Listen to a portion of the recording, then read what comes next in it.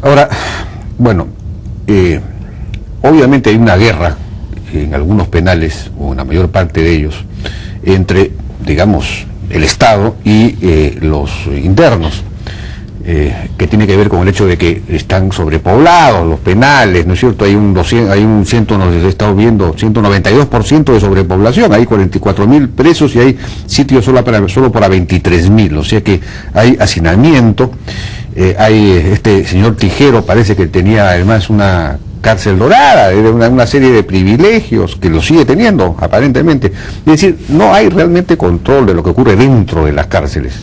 ¿Cuándo se va a resolver este problema? No hay ningún plan. Yo he estado viendo en la página web del Ministerio de Justicia, no hay un plan de mejoramiento carcelario, no hay un plan para resolver esta situación, que es una situación vieja, antigua, y que no se enfrenta. Bueno, es una situación vieja, pero sí se está enfrentando. En este momento, como tú lo has dicho, efectivamente hay aproximadamente 45.000 internos y una capacidad aproximada de 25.000. ¿Qué es lo que tenemos que hacer? Primero, construir más penales. El año 2009, que acaba de terminar, se ha dispuesto de más o menos 150 millones de soles para poder construir nuevos penales y para ampliar los que ya existían. Se está construyendo Piedras Gordas 2, se amplió el penal, por ejemplo, de Ica, se amplió el penal de Cañete, está en ampliación, se amplió el penal de Huaral, y se están trabajando en este momento la construcción de nuevos penales en la selva, como los penales de Moyobamba, de Tarapoto, y han habido mejoras en otros penales. La inversión que hizo el gobierno central en el 2009 es superior a la que hizo el gobierno anterior junto en los 5 años. En los 5 años. Pero además de eso, no solamente se trata de aumentar la capacidad de los penales, se trata también de disminuir el número de los internos. Hay mucha gente en los penales que innecesariamente está presa porque está por delitos menores. Hay una política de conmutación por parte del gobierno. Hasta este momento son más de 3.000 los casos de internos que han visto reducida su pena porque son de escasa peligrosidad y que han logrado salir de los penales para evitar ese hacinamiento.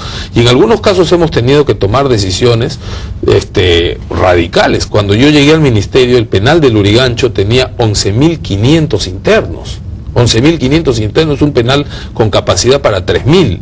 Y tomamos la decisión de que no ingrese absolutamente nadie más. Hoy día hay 9.100 internos. Y los internos que faltan han tenido que ser redistribuidos a otros penales y algunos han sido beneficiados con estas conmutaciones de pena. Pero también estamos haciendo otras cosas. Por ejemplo, la iniciativa para instaurar en el Perú los brazaletes electrónicos lo que busca es poner en libertad a internos que de escasa o de nula peligrosidad. En vez de que estén en las prisiones, pueden estar en su casa con un dispositivo de vigilancia electrónica, entre otras cosas, para evitar el hacinamiento. Y también una de las cosas que estamos haciendo es tratar de modificar algunas leyes para evitar casos exagerados, como por ejemplo el tema de los delitos sexuales, en donde el joven de 18 años termina con 20 años de prisión por tener una enamorada de 17 años, siendo ella menor de edad, a pesar de que muchas veces constituyen una familia, y esos casos se ven muchos a nivel de los penales de la Sierra del Perú. Entonces sí hay todo un proceso para disminuir el hacinamiento, para aumentar los penales y para buscar alternativas, como el caso sería bueno que ese plan, si existe, lo publique, y no solamente no está en ninguna parte. No es motivo de discusión, sería bueno que se discuta, ¿no? Porque ya este es un asunto muy... Además son de público conocimiento. No hace mucho toda la prensa me acompañó a ver cómo va el avance de la construcción de Piedras Gordas 2, que es un penal de más de 80 millones. Que existe, que se llevan a cabo, y el tema de los brazaletes electrónicos se está discutiendo. No hay ningún plan escrito. No hay. Ahora, ¿contra qué vamos a juzgar o a medir, digamos, los avances de la acción del gobierno, ¿no? ¿Contra qué metas? Eso además va de la mano de otras cosas. Nosotros se han mejorado, por ejemplo, las situaciones de los alimentos y de los talleres en los penales en los últimos meses, que de la mano de las conmutaciones lo que buscan es generar un clima de mayor tranquilidad en los penales. Pero esto lamentablemente alcanza solamente a los penales de pequeña, a los internos de media, hasta los de mediana peligrosidad máximo, que tienen alguna esperanza de que en algún momento una gracia presidencial les pueda alcanzar. Pero los internos que tienen penas superiores a los 15 años, esos no están pensando en gracias presidenciales, esos están pensando más bien en cómo hacen para escaparse de las prisiones.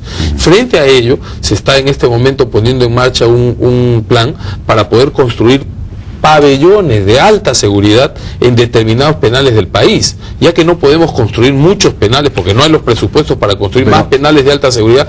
Por lo menos construyamos pabellones de alta seguridad para poder concentrar ahí a los internos peligrosos de las regiones y poder tener un sistema de vigilancia especial. Claro, y se necesitaría un sistema para evitar la corrupción, para evitar que ingresen los celulares, que ingresen las pistolas, que ingresen las armas. Tenemos algunas cosas que se han instalado. Por ejemplo, en Castro hay un plan piloto que permite escanear el ingreso de este tipo de dispositivos. Lamentablemente, Jaime, todas esas cosas cuestan muchísimo dinero y no tenemos nosotros los presupuestos para poder implementar todo al mismo tiempo. Pero si hay una función que es función del Estado, es el orden público y las cárceles. Eso es función del Estado. No, por ejemplo, administrar puertos, por ejemplo, ¿no? Hay huelgas, se anuncian huelgas en ENAPU. Eso no es una función realmente del Estado. No. Hay funciones mucho más importantes como esta. Para esto debería haber plata. Sí, lo que pasa es que nosotros competimos en los presupuestos, Jaime, por ejemplo, con el Ministerio de Educación, que tiene que construir más escuelas, por ejemplo, con el Ministerio de Salud, que tiene que construir más hospitales. O sea, dentro de las posibilidades presupuestarias del gobierno, una parte importante viene para nosotros. Por eso es que hemos tenido en 2009 un presupuesto mucho mayor al quinquenio que tuvo el gobierno, por ejemplo, del presidente Toledo. No es suficiente. Y ahora, por ejemplo, que veo algunos, no es suficiente. Pero sería bueno que haya pues un plan de largo plazo o de mediano plazo para enfrentar realmente este asunto de manera integral y resolverlo, pues, ¿no? Lo que ir midiendo los avances en función de los resultados, ¿no? Sí, no, lo que voy a hacer es que se publique todo este conjunto de medidas que se están tomando para que haya un mayor conocimiento. Y lo que quiero decir, además, es otra cosa, ¿no? Que hoy he visto en muchos medios a los representantes del sindicato protestando por varios sitios, medidas que tienen que ver más que con nosotros, con el Ministerio de Economía. O sea, pedir que el ministro no está cumpliendo porque no se incrementan sus saberes o porque no se aprueban algunos beneficios que vienen siendo reclamados por gran parte de la administración pública, no es una responsabilidad directa del Ministerio de Justicia. Nosotros acompañamos los reclamos de los trabajadores, pero entendemos que hay una limitación y que además el mismo trato tiene que darse para todos los trabajadores públicos. Bien, ministro, muchas gracias por su participación. Gracias. En la hora N. Fue el ministro de Justicia Aurelio Pastor. Vamos a una pausa, regresamos ahora con el tema del informe Bagua, que ha suscitado toda una polémica. Vamos a estar con el padre Ricardo Álvarez Lobo, miembro de esta comisión, con Susana Pinilla, exministra de la Mujer, y con Manuel Bernal, ex jefe del CONAM, que también son miembros, o fueron miembros de esta comisión acerca de los sucesos de Bagua. Regresamos.